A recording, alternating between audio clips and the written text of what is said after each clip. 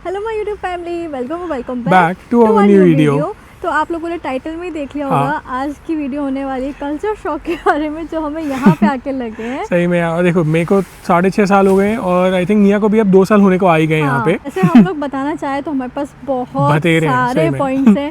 मतलब वीडियो इतनी लंबी हो जाती, पर हमने हमें जो मेन लगते हैं वो हमने इस वीडियो के अंदर इंक्लूड किए हैं। हमें सोचा जो मेन जो आपको ऑलमोस्ट हर किसी को यहाँ पे एक्सपीरियंस होगा और सबके पास सिमिलर एक्सपीरियंस और सिमिलर स्टोरीज रहेंगी इस बारे में। यहाँ पे आने वाला है वो थोड़ा सा प्रिपेयर हो जाएगा। उसको प्रिपेयर होना ज़्यादा ज़रूरी है यार, क्योंकि हमें भी नहीं पता था कि यार यहाँ पे ऐसा होता है, यहाँ पे ऐसा होता है, और कभी कभार तो एकदम एम्बैरेसिंग सिचुएशन बन जाती है फिर। तो आप लोगों के लिए वीडियो बहुत हेल्पफुल होने वाली है, लास्ट तक जरूर देखना। तो चलो वीडियो को स्टार्ट करते हैं। सो जो पहला पॉइंट है ना, वो हम लोग बिल्कुल सोच के नहीं आए थे घर से, लेकिन सिचुएशन ऐसी हो गई कि हमें उसको सबसे पहले रखना पड़ रहा है। क्योंकि हम लोगों ने हम लोग 4 से 5 दिन हो गए हम लोग सोच रहे हैं कि हम बाहर जाके वीडियो बनाएंगे, लेकिन हम लोग बना ही नहीं पा रहे हैं क्योंकि हर दिन इतनी बारिश हो रही है। तो इसलिए मैंने इसको पहले पॉइंट पे रखा है कि आप यहाँ के वेदर का कुछ भी नहीं कह सकते हो।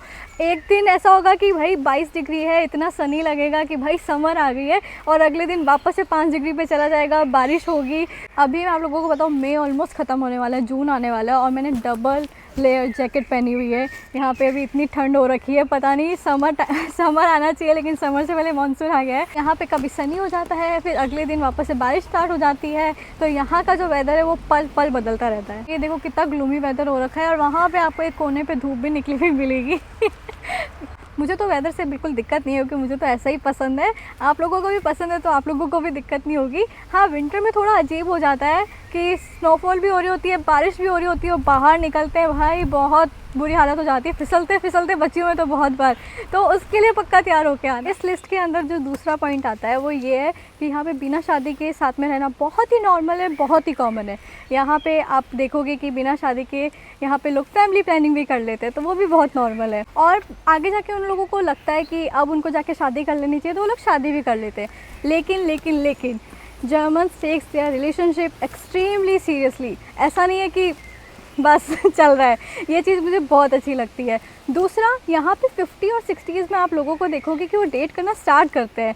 मतलब उनको लगता है कि अब वो सब चीज़ों से फ्री हो चुके हैं, अब उनको पार्टनर ढूंढना चाहिए। तो यहाँ पे आप मतलब 50-60 वाले लोगों को भी डेट करते हुए देखोगे, तो ये भी बहुत नॉर्मल सी चीज़ है। तो ओवरऑल मैं ये बोलूँगी कि जर्मनी में लव लाइफ की कोई टाइमलाइन नहीं है। देखो जो नेक्स्ट पॉइंट है ना, वो तो बहुत ही ज़्यादा दिल के पास रहता है हमेशा।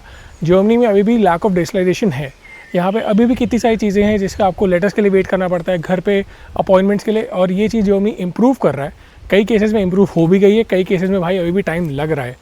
लेकिन हमने इसलिए आपको बहुत सारे वीडियोस में यही बोला है कि भाई देखो, जहाँ जहाँ तुम डिजिटलाइजेशन कर सकते हो वहाँ डिजिटलाइजेशन करो, तुम्हारे लिए बहुत फ़ायदा होगा, प्रोसेस बहुत जल्दी होगा।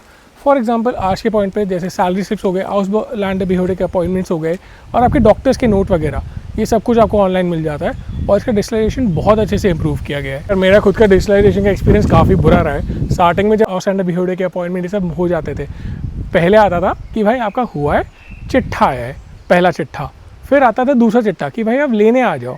तो हम लोग आधे तो लेटर के बेसिस पे ही थे। और डॉइचे बैंक का भाई एक चिट्ठे में आता है आपका कार्ड कि भैया लो आपको कार्ड मिल गया है। फिर एक हफ्ते बाद आपको सेकंड चिट्ठा आता है जिसके अंदर लिखा होता है ये है आपकी कार्ड की pin.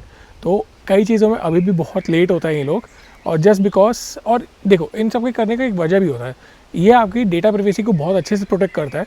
They still believe this is the better way. और अब जहाँ जहाँ पुश हो रहे हैं, दे आर मेकिंग श्योर कि आप लोग मल्टी फैक्टर ऑथेंटिकेशन वगैरह ये सब चीज़ें यूज़ करो ताकि उनका डिजिटलाइजेशन एकदम सिक्योर रहे। और यार देखो अभी तो फिर भी काफ़ी, जैसे बड़ी सिटीज़ में भी हर जगह नहीं बोल सकता 100% तो अभी भी नहीं है, लेकिन अभी भी जर्मनी कैशलेस नहीं है। आपको ऑलमोस्ट अपने पास थोड़ा कैश रखना ही पड़ता है इमरजेंसी के केसेस में। और अगर आप थोड़े मिड टीयर या फिर आप थोड़े छोटे टाउन्स वगैरह में जाओ तो भाई वहाँ तो अभी भी कैश हाईली प्रेफर्ड है। और कैश में भी जो कार्ड होता है, ज़्यादातर वो लोग यही प्रेफर करते हैं कि आप ईसी कार्ड होता है, यानी कि औरोपा कार्ड बेसिकली, उसी का आप वो लोग प्रेफर करें।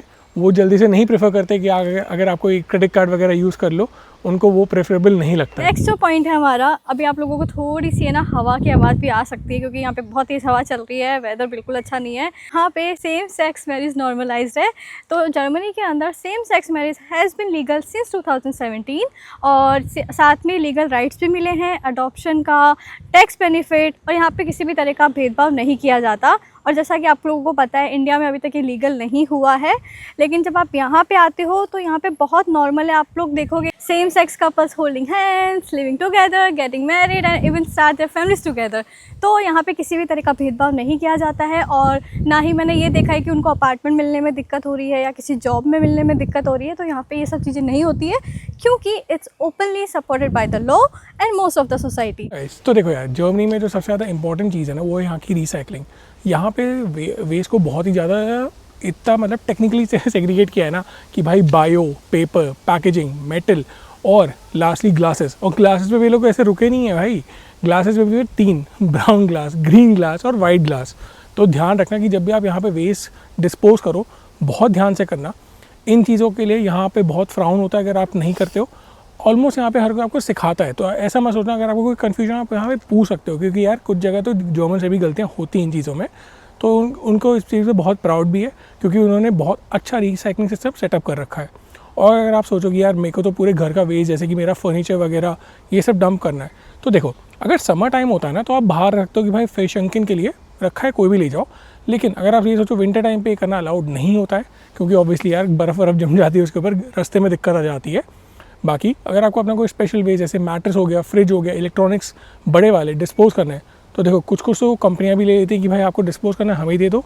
लेकिन यहाँ पे कोई ऐसा कबाड़ी वाला नहीं है, आपको एक अलग से एरिया में जाके सबको डिस्पोज खुद से करना पड़ेगा, खुद के एक्सपेंस के बेसिस पे सबको डिस्पोज करना पड़ेगा। जो नेक्स्ट पॉइंट है वो फैमिली ओरिएंटेड है। यहाँ पे जो एल्डर्स होते हैं वो अलग रहते हैं, अकेले रहते हैं और क्योंकि है ना उनकी पेंशन फिक्स होती है, वो अपने एक्सपेंसेस के लिए किसी पर रिलाई नहीं करते, वो अपना सारा काम खुद करते हैं। आप यहाँ पे देखोगे ना मतलब एल्डर्स खुद से जाते हैं, सामान लेते हैं और घर का काम, और इतने एक्टिव होते हैं बहुत ज़्यादा। ये चीज़ तो मैंने देखी, मेरे को बहुत अच्छी भी लगती है उनकी। एंड दूसरी चीज़ जो यहाँ पे बहुत ज़्यादा कॉमन है वो ये है कि यहाँ पे बच्चे भी बहुत मतलब 16 या 17 में ही अलग रहना स्टार्ट कर देते हैं और वो चीज़ बहुत नॉर्मल है यहाँ पे। और साथ में जब वो कॉलेज करते हैं तो वो अपना पार्ट टाइम स्टार्ट कर देते हैं, तो वो अपने खर्चे भी खुद निकालना स्टार्ट कर देते हैं। और ये तो चलो यार 15, 16, 17 इनकी बात हो गई। यहाँ पे मैंने बहुत छोटे छोटे बच्चों को देखा है जो खुद से स्कूल जाते हैं। यहाँ पे कोई स्कूल बस लेने के लिए नहीं आती है, वो खुद से मेट्रो में जाते हैं, खुद से बस लेकर जाते हैं। तो मतलब उनको छोटे से ही पता होता है कि उनको खुद के काम खुद ही करने हैं। तो यहाँ पे चीज़ बहुत ज़्यादा नॉर्मल। तो अगला पॉइंट है जर्मनी और अपॉइंटमेंट्स। ये दोनों इतने तालमेल में चलते हैं ना यहाँ पे कि तुम मान नहीं सकते हो भाई। यहाँ किसी भी चीज़ का बिना अपॉइंटमेंट के कुछ नहीं होता है। बहुत ही इमरजेंसी केसेस में ये चीज़ें होती हैं। खास करके अगर तुम ये मान के चल लो कि तुम्हें किसी स्पेशलिस्ट डॉक्टर का चाहिए हो या फिर तुम्हें कोई गवर्नमेंट का बहुत एक्सट्रीम काम हो कि यार अपने आउटस्टैंडर बिहेवियर वगैरह, या इसके अलावा सिर्फ आउटस्टैंडर बिहेवियर की बात नहीं है, लाइसेंस वगैरह सब चीज़ों में बिना अपॉइंटमेंट के यहाँ कोई काम नहीं होते हैं। तो कुछ भी प्लान करो तो बहुत टाइमली करना ताकि तुम्हें अच्छे टाइम से अपॉइंटमेंट मिले, वरना कुछ नहीं होगा। अनलेस तुम एक इमरजेंसी केस ना बन जाओ, वो तुम्हें प्रायोरिटी नहीं देने वाले कि तुम्हारा वीज़ा एक्सपायर हो रहा हो या तुम्हें कोई मेडिकल इमरजेंसी आ गई हो। इसके अलावा आपको कभी भी प्रायोरिटी नहीं मिलेगी इन केसेस में। चलो, लेकिन पता है यहाँ तक का मुझे समझ में भी आता है कि एक सिस्टमैटिक मैनर चाहिए होता है, चीज़ें अच्छे फ्लो में चल रही होती है। लेकिन जो मुझे नहीं समझ में आता है भाई, मुझे बाल कटाने के लिए क्यों अपॉइंटमेंट लेना पड़ रहा है। तो मैं हैम्बर्ग आ गया तो मुझे यहाँ इतनी दिक्कत नहीं होती है। लेकिन जब मैं थोड़े छोटे सिटीज़ में रहता था तो भाई मेरे को बहुत बाल कटवाने के लिए पहले कॉल करना पड़ता था। वो बोलते थे अच्छा इस टाइम फिर जाके एक अपॉइंटमेंट सेट होता था। इसके अलावा जो मेरा खुद का पर्सनल एक्सपीरियंस रहा, मैंने पीआर के लिए अप्लाई किया, मुझे ना करके 8.5 महीने बाद अपॉइंटमेंट मिली है मेरे पीआर के लिए। तो यहाँ पे भाई अपॉइंटमेंट बहुत ही अनरिलायबल और कई बार बहुत प्रायोरिटी और बहुत लेट भी मिलती हैं। तो इस चीज़ के लिए मान के चलना कि जर्मनी में अपॉइंटमेंट मिलना बहुत बड़ी बात है और ध्यान से रह के सब कुछ अच्छे टाइम ही ऑर्गेनाइज करना और प्लान करना। जो कल्चर शॉक मेरे को लगा था वो ये था कि यहाँ पे टैप वाटर से पानी पीना बहुत नॉर्मल है। यहाँ पे मतलब प्यास लगी है, ग्लास लो, वॉश मशीन से पानी भरो, पी जाओ। आप किसी भी होटल में जाते हो, स्टे करते हो, वहाँ पे भी यही करना होता है। यहाँ पे टैप वाटर से ही पानी पीते हैं। और एक चीज़ जो है कि जो मेरे को बिल्कुल अच्छी नहीं लगती कि यहाँ पे आप रेस्टोरेंट्स में जाते हो ना तो भी वो नॉर्मल पानी सर्व ही नहीं करते यार, आपको ऑर्डर करना पड़ेगा तब भी पानी मिलता है। यहाँ पे जर्मन्स को देखा है कि यहाँ पे नॉर्मल वाटर से ज़्यादा स्पार्कलिंग वाटर पीना पसंद करते हैं। मैं रेवे वगैरह जाती हूँ ना, मतलब एक साथ इतने सारे स्पार्कलिंग वाटर के बॉटल्स खरीद के लेके जाते हैं, तो वो चीज़ मेरे को अजीब लगती है। और पहले ना मेरे को भी बहुत उसका टेस्ट अच्छा नहीं लगता था, पर धीरे धीरे अभी मेरे को भी थोड़ी सी आदत हो रही है पीने की। लोगों को बोलूँगी, एक तो यहाँ पे संडे वाली प्रॉब्लम, वो तो इतनी गंदी लगती है ना, कुछ भी खुला नहीं होता। मतलब रेस्टोरेंट्स खुले हो सकते हैं या कैफ़े खुले हो सकते हैं, कोई शॉप नहीं खुली मिलेगी कि आप घर का कुछ सामान लेकर आ जाओ और दूसरी चीज़, कुछ आवाज़ नहीं कर सकते हो यार, शांति से घर पे बैठे रहो बस, कुछ आवाज़ नहीं कर सकते। तो हाँ, ये वाली चीज़ जब भी भी आप अपने यहाँ पे जर्मन दोस्तों के साथ या फिर जर्मन कलीग्स के साथ कुछ भी प्लान करते हो तो एक चीज़ का ध्यान रखना भाई, यहाँ बहुत कॉमन है कि वो लोग अपने प्राइवेट लाइफ में भी कैलेंडर रखते हैं, यानी कि उनके हर चीज़ के लिए स्लॉट्स होते हैं कि कब वो कहाँ जाने वाले हैं, कब क्या कर रखे हैं। इनको प्लानिंग करना बहुत पसंद है और ये एकदम कॉमन चीज़ है। अपने यहाँ नहीं है कि भाई बस कॉल उठाए, अरे भाई क्या कर रहे हैं, चल नीचे आ जा, स्कूटी पे बैठ के तीनों निकलते हैं। यहाँ ऐसा नहीं होता। तुम पहले इनसे बात करोगे, पूछोगे, तो जाके तुम लोग एक सेट करते हो। तो अब आप समझ गए क्योंकि मैं पहले क्यों बोल रहा था कि जर्मनी में अपॉइंटमेंट्स बहुत चलती है। तो भाई ये लोग भी तुम्हें थोड़ा प्लान करना पड़ता है कि तुम कब मिल रहे हो, कैसे मिल रहे हो। और बात करते हैं इसके अलावा कि इंडिया में तो अपन कर लेते हैं कि भाई तू दे दे, भाई तू दे दे।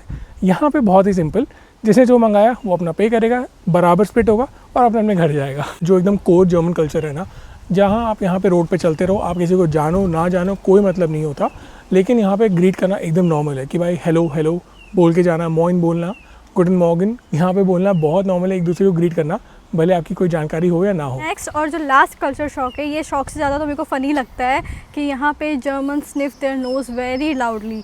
और मतलब हमारे लिए तो बहुत एम्बैरेसिंग हो जाता है, हम लोग वॉशरूम में चले जाते हैं या मतलब बहुत वियर्ड हो जाता है, लेकिन यहाँ पे ये लोग इसको बैड मैनर्स में कंसीडर ही नहीं करते हैं। और देखो भाई, इसको पता जर्मन क्या कहते हैं बेसिकली, इसको कहते हैं बस कॉम त्राउस मुस राउस, यानी कि जो बाहर निकल रहा है उसको निकाल दो। हाँ।